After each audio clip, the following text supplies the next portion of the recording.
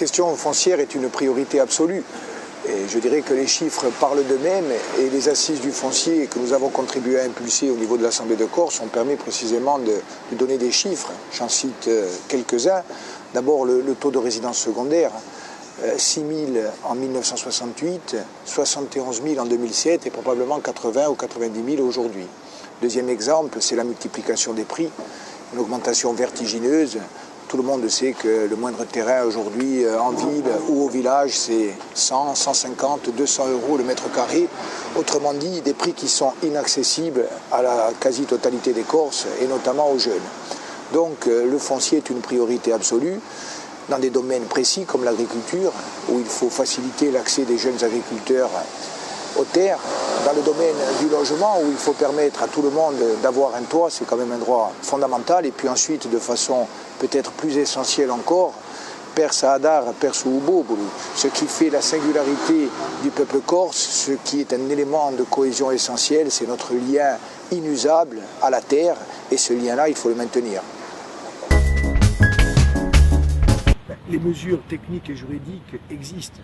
Nous en avons proposé plusieurs, d'ailleurs à l'occasion de précédentes campagnes électorales, et c'est précisément parce que nous avons obtenu des résultats électoraux excellents que ces mesures ont été partiellement prises en compte, notamment au niveau de l'Assemblée de Corse, où nous avons érigé la question foncière en priorité. Alors des mesures, il y a des mesures fiscales, par exemple, la taxation des résidences secondaires, en prenant soin bien sûr de ne pas imposer les Corses qui ont leur maison au village, l'encouragement aux communes qui définissent des documents d'urbanisme, et notamment les PLU, qui préservent les terres agricoles, le rendez-vous essentiel du PADUC qui va préciser notre vision stratégique de ce que doit être le développement de notre pays à l'échelle d'une génération pour les 25 années à venir, et puis également le statut de résident qui conditionnera l'accès à la propriété et qui permettra de lutter contre les dérives actuelles.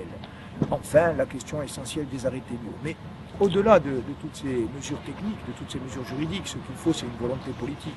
Aujourd'hui, la classe politique, gauche et droite confondues, dit que le foncier est une priorité, mais le seul problème, c'est que depuis 20, 30, 40 ans qu'ils ont eu tous les pouvoirs dans ce pays, ils n'ont rien fait pour lutter contre la spéculation et contre la dépossession foncière. Nous avons la volonté politique absolue, totale, de lutter contre toutes les dérives et de permettre aux Corses d'accéder à la propriété, de défendre le lien qui existe entre les Corses et leurs terres. Cet argument, c'est celui de tous les conservateurs, et notamment celui d'Émile Tsoukarine, qui l'a exposé publiquement. Je crois que c'est un alibi, c'est une excuse qui est trouvée pour justifier le statu quo, et c'est bien ce statu quo actuel qui facilite toutes les dérives. Alors bien sûr, les Italiens disent « nata la legge, trovato l'inganno ». Bien sûr que si on met en place un statut de résident, il y aura des gens pour imaginer les moyens de le contourner. Mais déjà, mettre en place un statut de résident, c'est une réponse forte, et au moment où il y aura des gens qui essaieront de les contourner, on mettra en œuvre les mesures qui permettront de lutter contre ces stratagèmes. Certaines mesures nécessitent simplement une adaptation législative, encore faut-il avoir la volonté politique de la solliciter. D'autres sont d'ordre législatif, et donc il y a importance et urgence à avoir un député.